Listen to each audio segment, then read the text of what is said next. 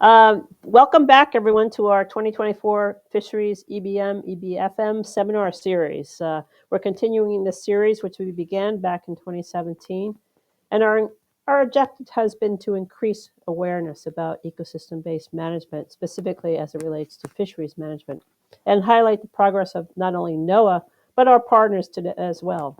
The library continues to be our valuable co-host in the series.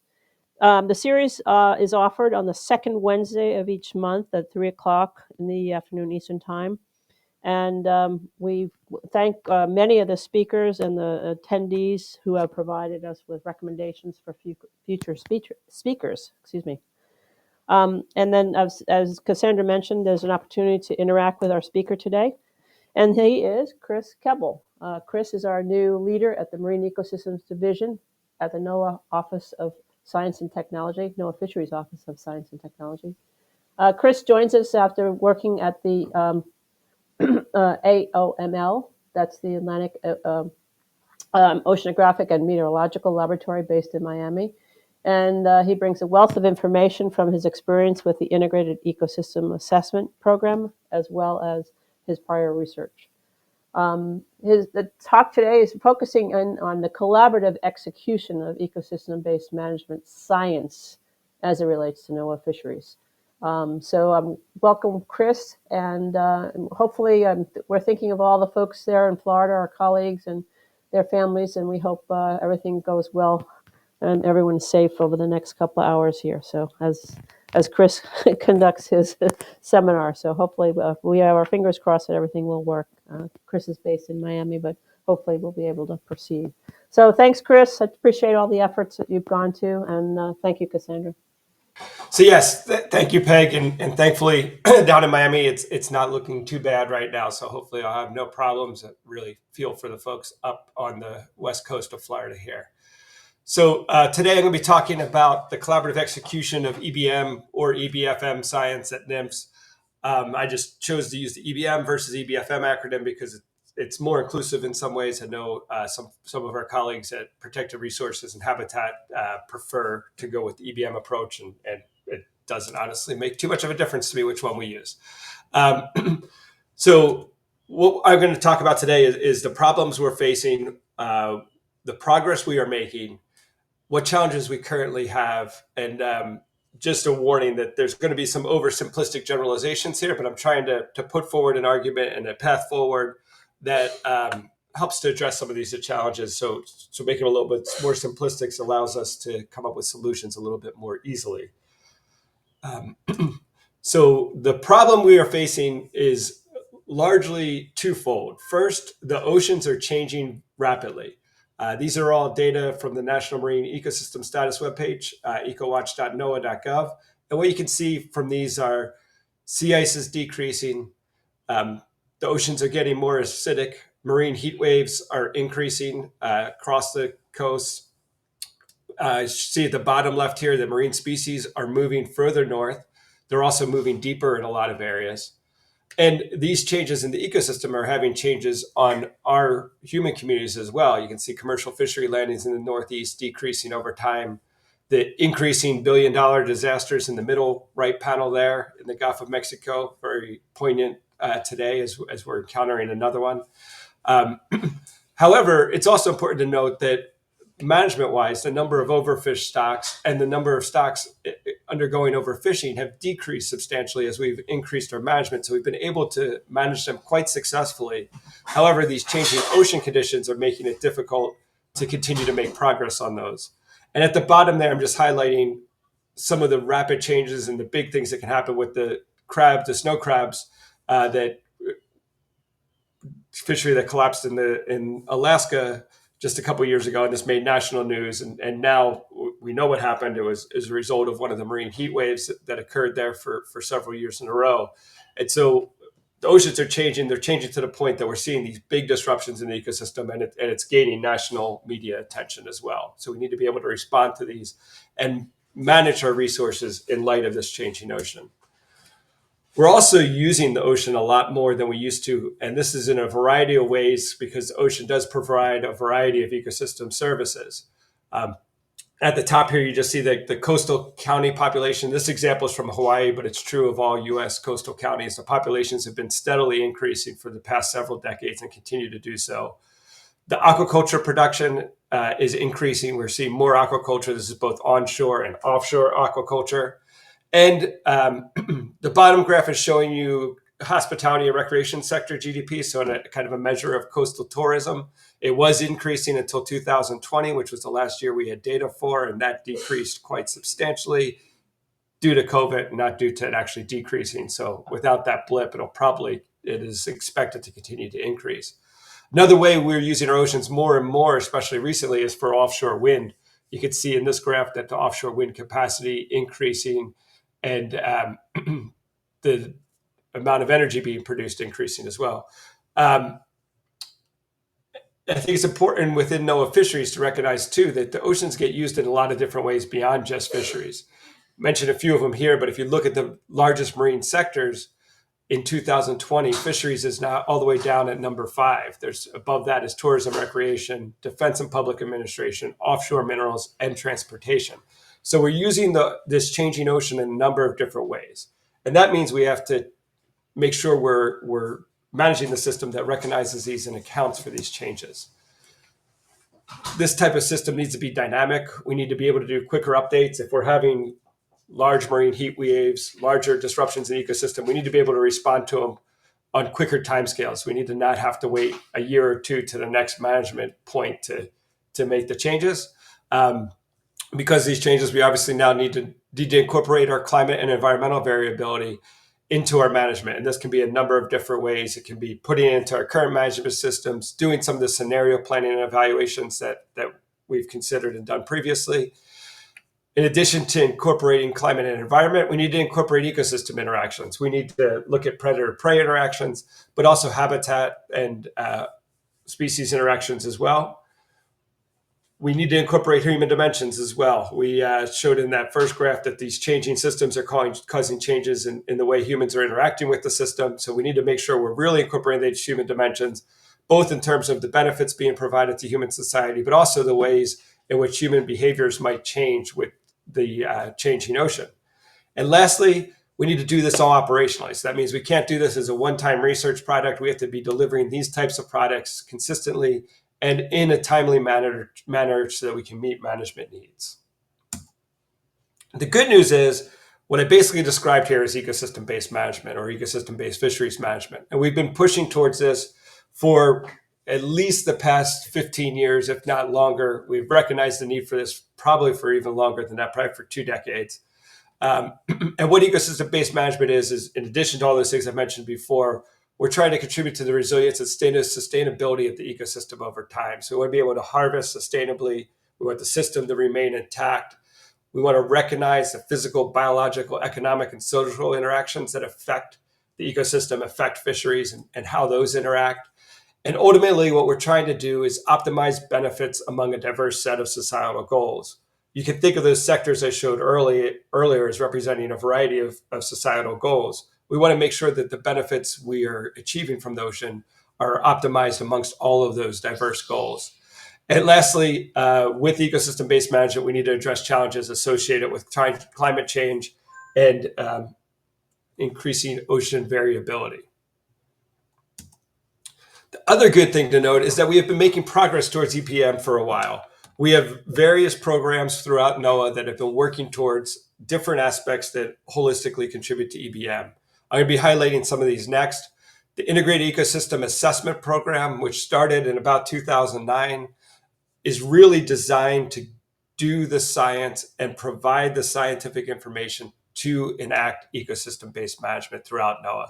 That's both within fisheries as well as across line offices, including our partners at NOS and the National Marine Sanctuaries Office. We have more recently started doing ecosystem and socioeconomic profiles. These kind of go in tandem with fisheries stock assessments to show how a fisheries stock is being affected by the ecosystem and socioeconomic considerations in there. We've done the ecosystem-based fisheries roadmap originally in 2018, but just recently updated this year. It just underwent public comment. It's scheduled to be released in the final draft, final public forum soon. And then even more recently, we have started to enact the Climate Ecosystem and Fisheries Initiative. As many of you have probably heard of it. It's often referred to as CEFI. And that's something that's really pushing our ability to give climate-informed advice in a very standardized way. And from the beginning has been designed to continue to do that in an operational format as it advances. Some of the other things at the bottom, we've also been involved in to varying levels, and I think they connect to this whole effort in very, very clear ways. There's been coastal marine spatial planning that's come and gone. We had it about 10 years ago, it went away. Now it's sort of coming back. Eco forecasting is something at NOAA that we've been doing. We still have an eco forecasting team that's working on priority areas of eco forecasting, largely related to HABs and hypoxia and contaminants. And we have climate ready fisheries, as well as a NOAA Fisheries and NOAA EEJ, that's Equity and Environmental Justice Strategy, that connects to EBFM as well. So I'm going to walk through a few of these in a little bit more detail. Starting with the EBFM roadmap, I'm kind of starting with the biggest umbrella and working from there. So the EBFM roadmap, I'm showing this example that's from Elliot Hazen, Heather Welch and colleagues over on the West Coast. And they were showing that humpback whales in particular, that typically eat in the middle of the Pacific Ocean, where on krill, where they have a lot of food and they thrive and survive. When the water is heating up, when we have a marine heat wave, these krill aren't as abundant, and the whales will move inshore to start to feed on another prey source, which is anchovy in this case. The problem is, as they move inshore, they start to then interact with fishing vessels and fisheries, especially the Dungeness crab fishery, which is a pot fishery. So entanglements increase. Now, what Elliot and his colleagues have done have created a product that shows where these whales are likely to be based on satellite information.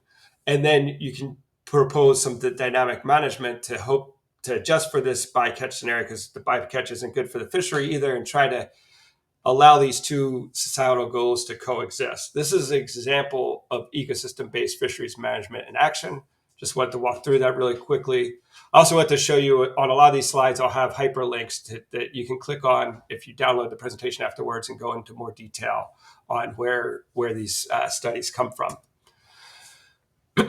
That example is really the EBFM in action. What the EBFM guidelines are: we're going to implement ecosystem level planning. We're going to advance our understanding of ecosystem processes and the ecosystem overall. We're going to prioritize vulnerabilities and risks to the ecosystem and its associated components. Once we've done that, we're going to think about different ways we can manage the system and explore and address the trade-offs that would occur on those different management regimes, and then implement these ecosystem considerations into management and support ecosystem resilience through tracking management actions, essentially an adaptive management part of the framework. And I like the way it's phrased on the right here, which is the first step is really, what are the goals and objectives that we want to get out of the system? What is the science we need to be able to achieve those goals and objectives? What are the challenges we're facing? What are our options to address those? Let's implement those options, the ones that we think are best, and then determine whether it's working.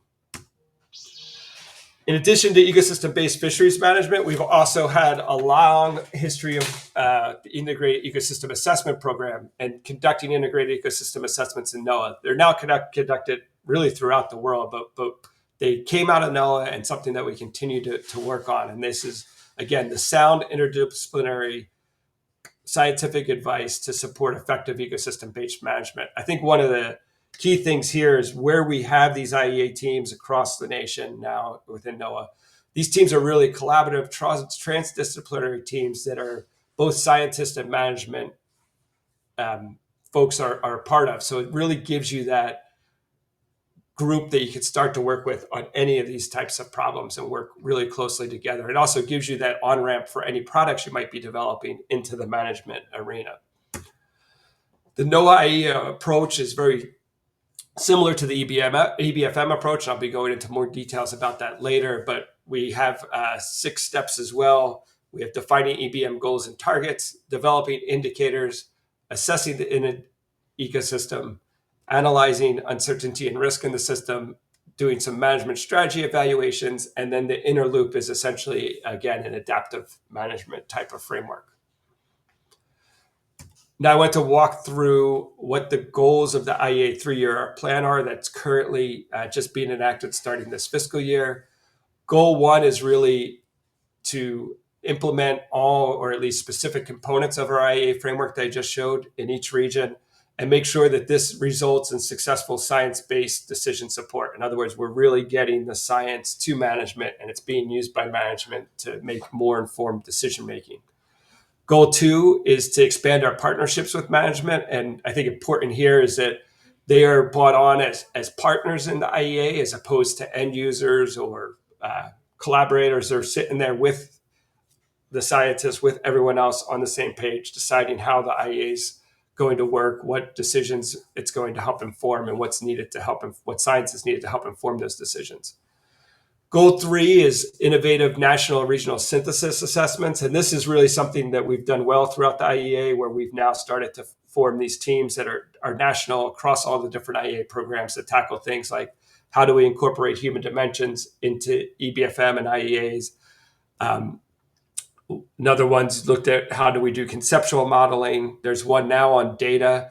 And this is just a way to kind of learn from one another and develop national standards and approaches for dealing with these issues that were being faced in all the regions. And then the fourth goal is really to do a better job of communication. So that's kind of the main things there.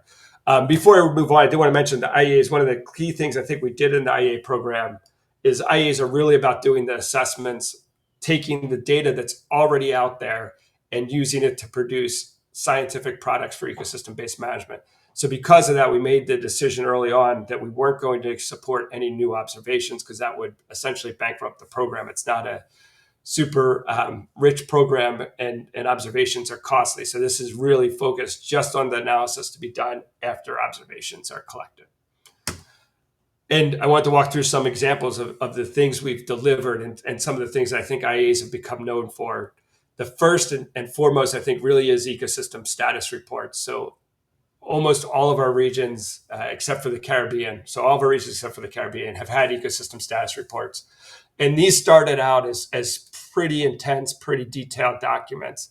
And what we've started to do is we've worked with partners in management and communications. We've taken these and made them into more synthesis reports. They still have the detailed data behind them, but a lot of times the fronts are like this. This is an example from the New England State of the Ecosystem Report. And you can see here, it has a lot of important information at the ecosystem scale. It's talking about a widespread long duration phytoplankton bloom, record high bottom temperatures in the Gulf of Maine, the influence of warm core rings, the construction of wind mortality on sea scallops, as well as a different mortality event on fish and shellfish, the northward shift of the Gulf Stream that affects the entire system, and then Chesapeake Bay habitat. So you can see in this one fairly simple infographic, we're conveying a lot of information of what was seen in the ecosystem in that year. Now, behind this is all of this data, and this is a different ecosystem. This is from the California Current, just because I want to show a few different things. And what I want to detail here is that what you see behind these ecosystem status reports is detailed information across all of the different levels, going all the way from dissolved oxygen, so really from the biogeochemical, up to habitat compression indexes, which is essentially habitat suitability for different species, as well as copepods, so some of the primary prey species, some of the groundfish. You can see in the middle right pane here, and then up in the lower right is some of the human dimensions. This is showing the commercial fishing reliance and the social vulnerability index on the left, and on the right is the recreational fishing reliance, also against the social vulnerability index. So these reports have detailed information going all the way from physics and biogeochemistry up to human dimensions, which is a pretty impressive and comprehensive undertaking for all the regions. Another thing where IEAs have started to move to, and this is an example from Sarah Geitchis in the Mid-Atlantic, is into risk assessments. This is the next step in the IEA loop after assessing the ecosystem status. And this has really gained some traction with our management entities because it's a real quick way to look at species level risk, as well as the ecosystem level risk and the risk to species from different sectors, which is just being started. So not just fishing, but also offshore wind, other uses that are going on there. So this is just taking all the information in an ecosystem status report, in a stock assessment, putting it all together into an overall risk assessment and trying to convey that information in a fairly clear way. So, as I've mentioned before, IAs have really had this focus on science to support management and getting the science used in management. So I did want to show some ways that it's been used. It's been used, across a variety of different things. Part of the advantage of being a cross-line office and having the EBM mandate is that we've been used for EBFM. Yes, a lot for fisheries management, status reports, risk assessments are examples of that. We've also been used for protected species, for habitat, including the Mississippi sediment diversions, for offshore renewables and wind, and for national marine sanctuaries. I just want to show you some of the products here. So the ecosystem status reports are the first thing. These will often get presented to the fisheries management councils before they start considering the different stock assessment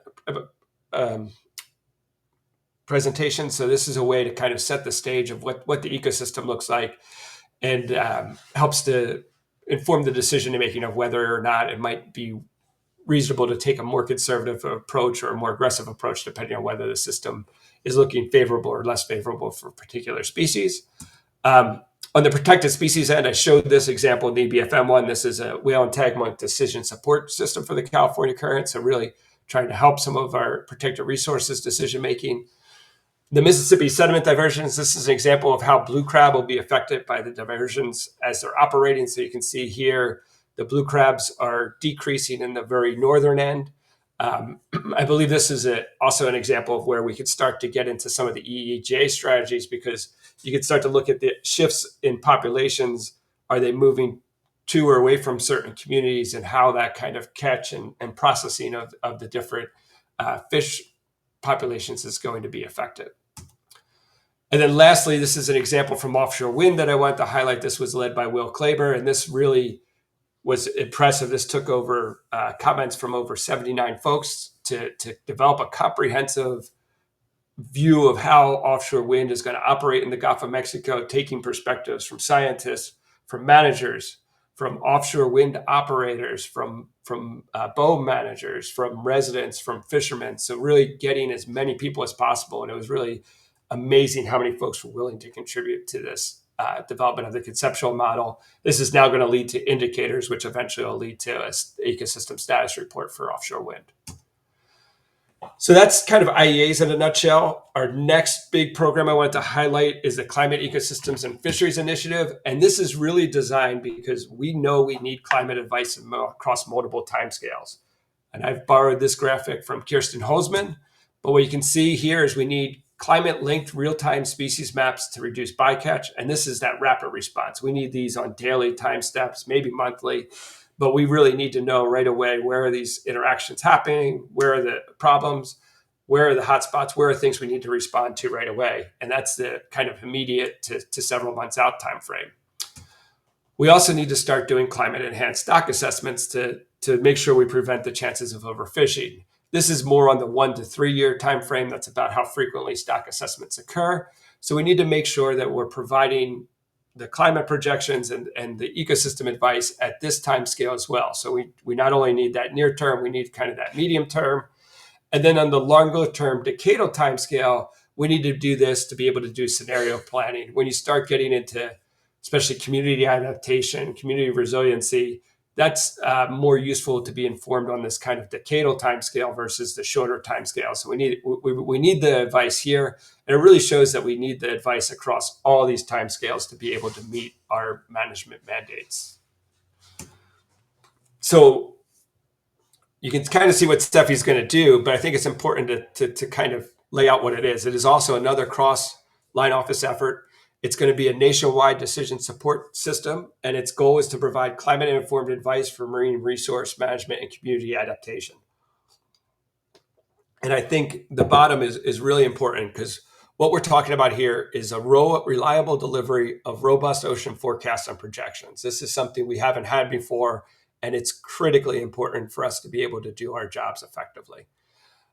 From these ocean forecasts and projections, we're going to then create operational production of climate-informed advice. This is ecological outlooks, risk assessments, management strategy evaluations, all informed by those forecasts and projections.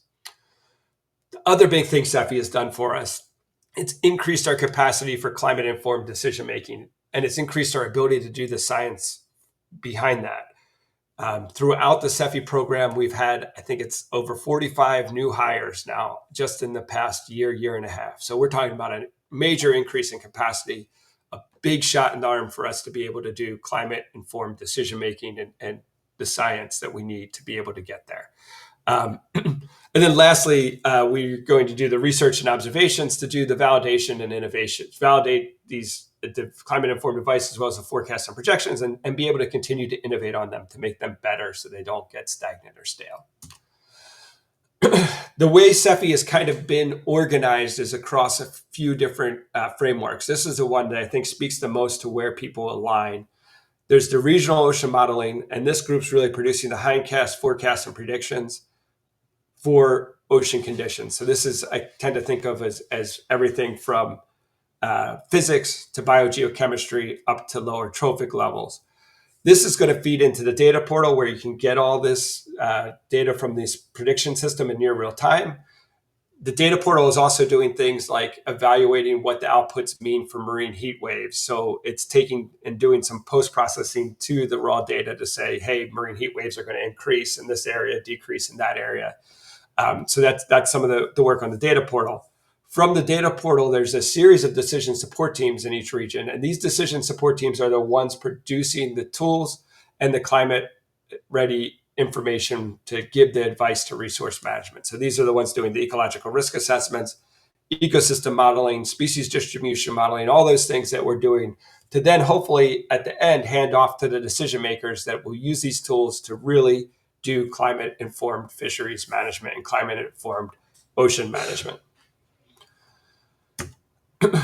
Another way to think about this is across this kind of paradigm from science and development, operations and infrastructure to extension and management. So we're really advancing our understanding of the ocean climate ecosystem.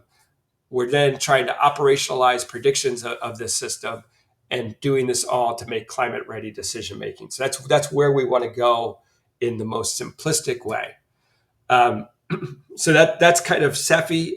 All this stuff, I'm only giving you a short overview. There's tons more information, full hour-long presentations on a lot of this stuff, many in this seminar series that you can probably find at YouTube.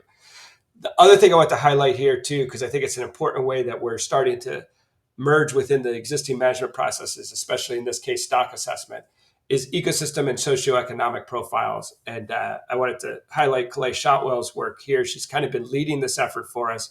And it's really about when there's a stock assessment going on, they look at the stock assessment and they say, okay, we have fisheries management, we have the stock assessment, we have these integrated ecosystem assessments. What do we need to do to make sure that the stock assessment is being formed by the ecosystem assessment and ultimately feeding into fisheries management to affect EBFM? And that's where these ecosystem and socioeconomic profiles, or ESPs are often referred to as, are designed to fit in. They're to merge ecosystem and stock assessments in a way that informs fisheries management.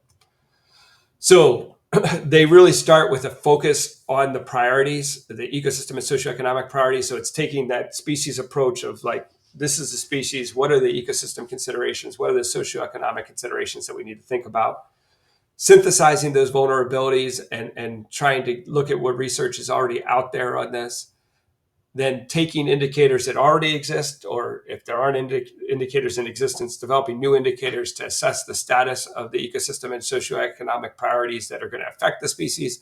And then lastly, communicating these via the stock assessment process into the ecosystem and socioeconomic considerations. And this is an example of the first one that was done for sablefish off of Alaska. And it's just showing you a lot of things here. Most importantly is that it's showing some biomass with reference points, things you used to see at stock assessments. But then on the right, you see a number of indicators. And these are indicators for environment, for the climate, for predator and prey interactions, for different life history stages, interactions with the environment. So it's the various levels of indicators that can then help to inform what's going on in the ecosystem that is important for consideration in managing these species. So I want to kind of walk through, now that I've given you an overview of all these different programs, I want to start talking about how they can and should align. And I'm going to start off by borrowing a metaphor from Chris Harvey, who gave an excellent presentation during the seminar series a few years back. I recommend everybody looks it up and reviews it. But during that time, it was right when the EBFM roadmap came out, and there was a lot of consternation about how EBFM and IEA fit together. And I think this metaphor works very well, because the EBFM is really the roadmap that's showing you where to go. And then the IEA comes along, we're this fine-tuned, well-oiled machine, and we're going to get you there, right? We're going to drive on the road with the IEA, and it's going to get you to EBFM. But that's not really the case. We're definitely not a sports car. The IEA is more of like this hybrid SUV, because you got to go there. You got to think about a lot of things. You can't be single purpose. You got to be thinking about human dimensions. You got to be thinking about ecosystem. You got to be thinking about climate. And you got to do that to progress along the EBFM roadmap. So this is showing you how that works. Inside the hood of the IEA car is the IEA framework. And when you look at the IEA framework compared to the EBFM principles, you'll see that the ecosystem level planning really aligns quite well with setting EBM goals and targets. They're almost the same. And then the EBF guiding principle 2 about advancing our understanding of ecosystem processes really aligns well with developing indicators and assessing the ecosystem, kind of that ecosystem status report section of the IEAs. Both EBFM and IEA have this prioritization of uncertainty and risk and doing risk assessments. The guiding principle 4 and 5 is about exploring the trade-offs and giving management advice, which is really the management strategy evaluation part for IEAs. And then they both have the guiding principle 6, which is essentially the inner part of this loop, which is related to adaptive management. So these things really align quite well. So you can see how IEA and EBFM can fit together. Now, one thing that we should highlight is that we've been doing IEAs for a while, and we've learned some things. One of which is there's these IEA teams that I mentioned earlier, and you might say, well, I'm not part of those teams. Is that a problem? That's not a problem. As I mentioned earlier, IEA is a framework. It's more of a methodology than anything. So it's a tool that anybody can use. And also, these IEA groups are almost all very easily approachable. If you're interested in being involved in IEA, definitely talk to them. They're often looking for people who want to work with them. We've also, though, been doing this a while and learned some other things. One of which was when we started, we would take our car and we'd start out with a field ecologist, and then we'd be like, okay, we need to do ecosystem assessments. So that means we need to look at more than just fish. So let's get another field ecologist in here, and they can look at other fish species or maybe plankton.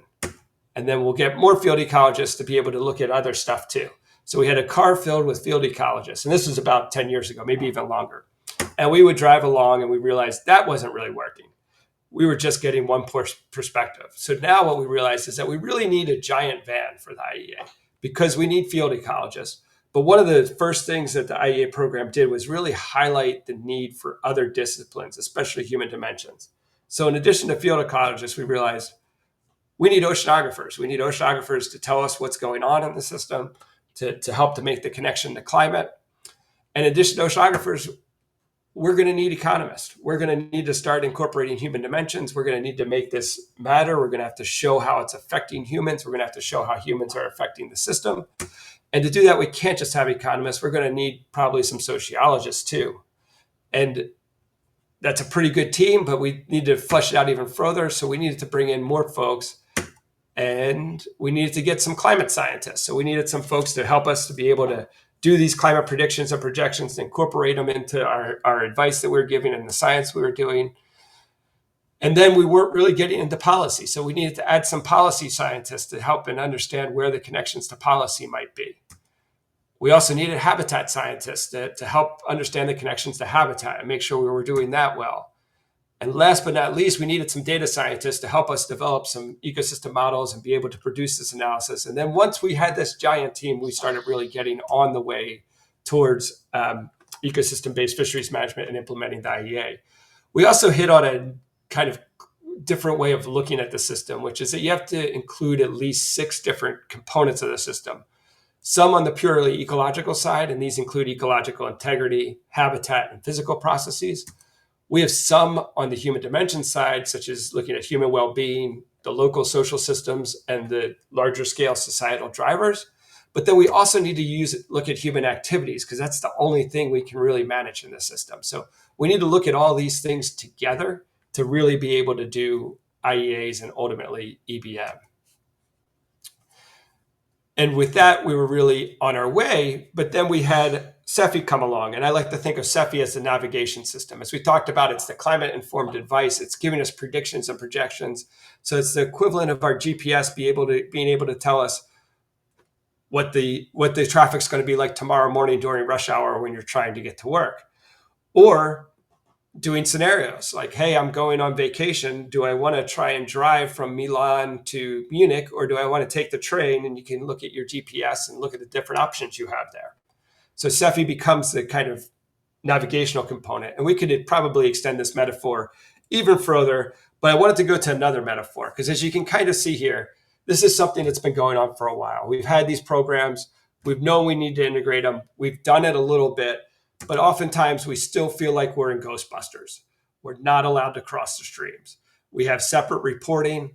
We have separate meetings. These are both virtual meetings, in-person meetings. We have separate strategy documents, as you kind of saw from what I was referring there. We have an EBFM roadmap in 2024. We have an IEA 3-year plan in 2025. It goes on and on, but we have all these things are separated right now. And the big things is that means we have separate budgets and requests. We have separate briefings to leadership. And often that means that when we go forward with what do we want to do next to advance ecosystem-based management in NOAA, we have competing plans. And sometimes these are competing plans even within the same line office. There's a lot of times they're competing plans across line offices. And we need to keep some of these things separate. I want to recognize that. We do want to prevent total protonic reversal. In other words, we need to be able to keep the reporting straight for some things. So, CEFI is a perfect example. It's funded from Inflation Reduction Act funding. We need to be able to track exactly how that money is being spent and exactly what the impacts are. But we probably can do it in a way that aligns with everything else and is more integrated than it currently is. And that's where I think, just like in Ghostbusters, to defeat the big bad, to make a lot of progress, we really need to cross the streams of all these things, of stock assessment, of IEA, of CEFI, of ESP, of risk assessments. And we really need to think of ourselves as a climate and ecosystem enterprise. And that's, EBM enterprise, but taking more of that enterprise mindset of how can we do things together. And I wanted to point out, this is something we've known about for a while. As I mentioned, Harvey's seminar was back in 2018. Patrick Lynch and colleagues wrote the Stock Assessment Improvement Plan, which had this great figure showing that stock assessments and integrated ecosystem assessments need to cross streams to get the best management advice. And as I mentioned, the ESPs are a perfect example of where we're making some progress, but we need to, I think, take a quantum leap forward in some ways. And we can do that because each of these programs has its own identity, it has its own role, but combined, they can be much more than they are as any individual component. And the way I like to think of it is laid out here. The EBFM roadmap, it really is our strategy to implement EBFM or EBM in NOAA and NOAA Fisheries in particular. The IEA is our framework and also our source of existing multidisciplinary teams that can conduct ecosystem assessments, that can really conduct that science needed to do EBFM. The ecosystem and socioeconomic profiles are really that connection point between ecosystem and stock assessments. It's really that figure, that kind of merger in Patrick's figure before this. CEFIs are really focused on real-time predictions of ecosystem and fishery conditions. And I say real-time, it's really across timescales from near real-time all the way out to decadal. This is similar for eco-forecasting, or eco-forecasting is doing the same type of, more focused on short-term forecasts and focused on slightly different things than CEFI, but it's got similar mandates. Climate-ready fisheries, which I haven't really mentioned here, is in my view, like CEFI, but also with more explicit incorporation of human communities and their resilience, and more of that planning that incorporates the land side of fisheries as well. I do also want to mention the equity and environmental justice strategy, which provides a meaningful way to look at the way we're doing trade-offs in the sense of, are we achieving equitable service delivery across a diversity of communities. And that's a way when we look at trade-offs to look at them. And coastal marine spatial planning, whatever you want to call it, offshore wind's the big thing now. It's clear that we do need spatial and temporal plans that will deconflict the multiple uses we have going on in the ocean, decrease the risk of things we want to avoid, like collapses of fisheries, and increase the productivity, resilience, and sustainability of the system. So we have clear roles, we have clear ways that we can connect. And I think just throwing out there, my view of how we can do this and what this looks like a little bit is that we need like a single reporting system. One of the things we really need to achieve is prioritization of our needs across the ecosystem program. So each one of these isn't going to the heads of our agencies and saying, I need X, and the other one saying, I need Y, and this one saying, I need Z, and then whoever's running NOAA Fisheries or NOAA NOS at the time doesn't really know what the priority is. And we can start to do this by having simple things like joint virtual and in-person meetings. We're scheduled to have an EBFM in-person meeting. We're going to try and combine that with the IEA meeting. We're going to try and do these things together so that we start understanding what each other's doing and how we can work together going forward. I want to lay out that we need to do this all with fair data and open science principles. We need to make sure everything we do is repeatable. This also allows us to learn more easily from one another and borrow from one another. And we need to increase inclusion of communities and focus on trade-offs and delivery of services. And this is really to meet EBFM, but also to meet our EEJ mandates and other goals we've laid out. And another benefit of this is we'll have an enterprise approach to transition to operations. We haven't really thought about this, but it's something that's coming up more and more, especially with CEFI coming on board, is that as we build these products, and I think ecosystem status reports are one of the things that are there now, we need to routinely continue delivering them to management, and we need to think operationally about what is the way we do that, how do we accomplish that, and what's the best path for that. And lastly, I want to say it's ultimately up to everyone that's involved in this to determine what this looks like. It's not going to be a mandate come down from above, but if we can work on this together, we can make it look the way we all want it to look so it works for everyone. And I'm just going to quickly go into some details here. But first, I wanted to say the other reason to do this is if you look across these programs and you look at NOAA's mission, these programs as a whole are needed. And they're probably the only things within NOAA that address all of NOAA's mission and vision. NOAA's mission to understand and predict changes in climate, weather, oceans, and coasts, share that knowledge and information with others, conserve and manage coastal and marine ecosystems and resources. We touch on all three across these programs, and we're doing that. And then the vision of resilient ecosystem communities and economies, that really stems from having this type of information together in an integrated way and in a cohesive manner.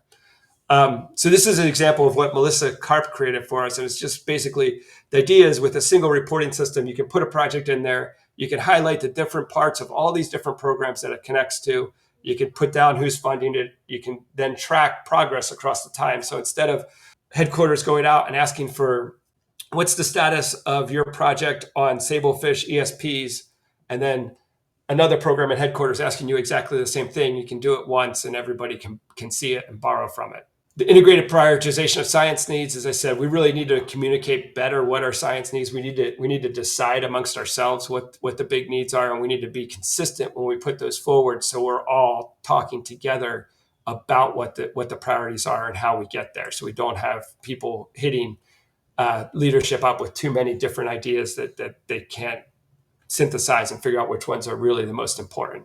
Fair data and open science, this is something I think is critical. And Eli Holmes and Kim Bastille have really been big proponents of this within NOAA, but doing as much as we can operationally it's critical to do this. We want all of our data to be accessible and findable. We want to use open science to make products using Quarto or other things that are reproducible with minimal amount of effort. So when you get a new time series, you just plug that new time series in, it updates the graphs, updates the text, you're good to go. And it's critical for that operational stage of things too. Increased inclusion of communities. I think this sort of speaks for itself, but we recognized early in these programs that we need to integrate human dimensions, and we need to do that probably even a little bit more holistically. So we can look at, are we equitably determining how we're delivering the ecosystem services that we're responsible for? And I just want to highlight, looking at trade-offs and delivery of services. This is one example where we've done it. On the left is from John Ream, looking across fishing and warming scenarios. And on the right is an example from the Pacific Islands, where they're looking at different fishing scenarios and how well that affects different components of the system. I would just argue what we need to do is start looking at these trade-offs, not just in terms of the system, but in terms of what communities are benefiting and being disadvantaged by the decisions that are being made to really accomplish that strategy. Transition to operations, I just mentioned real briefly, this is something we all know we need to get to. How we get there is going to be a long path, but I think the more we can start to operationalize things, the more we can start to use tools like open science to make things easier to update, the better off we'll be and the more thankful we'll be in the long run. I think a lot of times it requires a bigger initial investment at the beginning to get these types of things operational, and then that investment tails off. So we need to make sure we're thinking about that and how to do that strategically going forward. So I just want to kind of leave and end with these questions, because I'm putting this forward as this is an idea I've worked with probably many folks on this call about, but does everyone agree this is a good idea? This is just my idea of how to organize it in an effective and efficient way. I'm sure there's probably better ones, and I'd love to hear them during our discussion. I think how do we get NOAA leadership on board is a big question of mine. We need to get to a point where we're pushing the same funding initiatives. I think especially across line offices, that would be hugely powerful to advance EBM across NOAA. But how do we get there is I think a question. And then how can we better align these efforts to maximize efficiencies and leveraging? I think that's what we're trying to get to is together, I firmly believe all these programs can be more than the sum of their parts. And what's the best way to do that is what I want to kind of hear from everyone and work with everyone on that. So with that, I thank you for your attention, and I will take any questions that may have come up. And I also have my email here too. I forgot to mention that. So if anybody wants to contact me afterwards, please do so. Thank you, Chris, for your presentation. We do have time to answer audience questions, and we would love to hear them. So please type them in the Q&A chat, and I will upload them for our speaker. Remember, your first name will show up on screen with your question, but you can't ask questions anonymously. If you choose this option, the speaker will not be able to follow up after the webinar. And then it looks like we do have some questions that have come in already. Our first question is, will CEFI address decision support for river management? To clarify, I'm thinking about management decisions for species like salmon management. So that's a really good question, and one I might have to get back to you with, especially with respect to salmon management. I'm not well versed in what's going on with CEFI and salmon management. I can say as far as rivers go, more generally, the model that's at the base of CEFI doing the ocean forecast is MOM6. They've put a lot of work into using river inputs more explicitly, but I do not believe that it does have like a coupled river system, which might be what you need for some of the salmon questions, but I'm really stretching the bounds of my knowledge here. So Melanie, if you want to shoot me an email, I can answer you with specifically what has been going on with that. The next question, management decisions are made on tight timeframes while understanding ecosystem change and model validation can take years. Can you comment on how validation processes can be sped up to match management timelines? Yes. So I think this is an important one. I think the best way we can do that is to have validated models ready to go. And that's sort of what's going on in CEFI right now. I saw an excellent presentation by Charlie Stock updating on the latest, again, on MOM6, and he showed validation to fisheries surveys out in Alaska. So the more we can validate ahead of time, then they're ready to be used to management. They can be much more nimble. Next question, Chris, has there been much discussion about the potential role of AI in EBM? Yes, informally. I think that NOAA's still figuring out its approach to AI, especially generative AI. But I think there is a role, as I mentioned, with the operational kind of production of materials. I think that there's a role that AI could help us with that. It's not really AI, but what I mentioned with like Quarto and R is you can create, like if there's a report that you do year after year after year, and basically you just change the data on it, you can create this report so that all the text is in there, all the words are in there. It updates the graphics when you upload the new data, and it updates the text to reflect the graphics. So it's I don't think it's really AI, but it's sort of on that fringes of using technology to get us better able to operationally produce these things with less human effort. And I think we need to be thinking about ways to do that going forward. Have we gotten the Weather Service involved in these EBM efforts? It seems like they could contribute a lot and be complementary to CEFI. Yes. So we have gotten the Weather Service involved. It's been not as probably much as it should be, but they have been involved. They're in CEFI. They're in the I know they're on the Ecosystem Indicators Working Group. I'm sure they're in a few other things I don't know about. But we have a lot to learn from them. I think, there's differences in how they do operations, how we would do operations, but there still are a lot of lessons we could learn from them. Okay, and then the next question, you had a big emphasis on the use of forecast models to answer management cues. Models are really only as good as their input data and the dynamics baked into them. Do you also see a use for long-time series of observational-based nowcasts? Yes, 100%. The observations that we collect are critical. I think you just can't overstate the importance of those continued observations, especially of long time series. I probably overemphasize forecasts too much. There's definitely nowcasts are currently being used a lot. EcoCast is a nowcast product. There's a few other nowcast products that we're using to do this type of work. And it's critical going forward. And not just for nowcast, but the forecast and models are contingent upon being validated, to get back to the first question, against long time series data. We need to all always speak to the importance of keeping those long time series observations going. Is there any work being done with ONMS and EBFM? Yes. So ONMS is the Office of National Marine Sanctuaries. And we have the Office of National Marine Sanctuaries. Actually, I think Steve Giddings from there earlier. So they've been involved in the IEA program from its inception. We've worked with them on a number of things, from developing indicators to looking at different management strategies, to doing climate vulnerability assessment. They're also doing climate vulnerability assessments. So it's there's been a lot of involvement. There could be more, and there should be more, and I think there will be more going forward. But they have definitely been involved and will continue to be so. What is the agency going to do to improve its collection, publication, and use of trophic SAS diet data in support of better understanding the effects of a changing climate on food webs? I don't know. Is the simple answer to that. I think the slightly longer answer is that this is important. This is also very important. And I think with eDNA and new technologies, we're going to get better trophic and diet data going forward. We're also going to get more of it.